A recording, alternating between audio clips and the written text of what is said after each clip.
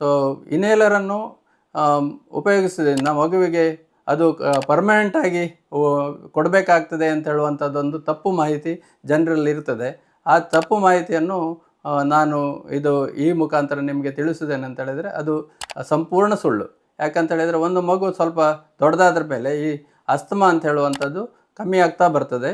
So ಒಂದು ಸಾಧಾರಣ 6 ತಿಂಗಳಲ್ಲಿ ಮಗುವಿಗೆ ಶುರುವಾದರೆ ಸ್ವಲ್ಪ ದೊಡ್ಡದಾದ್ರ ಮೇಲೆ ಅದು ಪ್ರಮಾಣ ಕಮ್ಮಿ ಆಗ್ತಾ 6-7 ವರ್ಷ ಆಗುವಾಗ ಅದು ವರ್ಷದಲ್ಲಿ 1-2 ಸರ್ತಿ ಬಂದು ಮತ್ತು ಕಮ್ಮಿಯಾಗಿ ಹೋಗ್ತದೆ. ಸೊ ಅಸ್ತಮಾ ಅಂತ ಹೇಳುವಂಥದ್ದು ಇನಿಷಿಯಲ್ ಪೀರಿಯಡಲ್ಲಿ ಇರುವಂಥದ್ದು.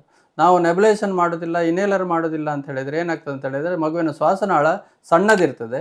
ಅದು ಪದೇ ಪದೇ ಅಸ್ತಮಾ ಆದಾಗ ಅದು ಒಳಗಡೆ ರಿಯಾಕ್ಷನ್ ಬಂದು ಅದು ಇನ್ನೂ ಕೂಡ ಸಣ್ಣದಾಗ್ತದೆ. ಆವಾಗ ನಮಗೆ ದೊಡ್ಡವರಾದ್ರ ಮೇಲೆ ಅಸ್ತಮಾ ಬರುವಂಥ ಚಾನ್ಸಸ್ ಜಾಸ್ತಿ ಇರ್ತದೆ.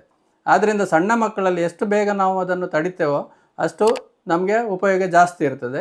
ದೊಡ್ಡವರಾದ್ರ ಮೇಲೆ ಅಸ್ತಮಾ ಬರುವಂಥ ಚಾನ್ಸಸ್ಗಳು ಕಡಿಮೆ ಆಗ್ತದೆ.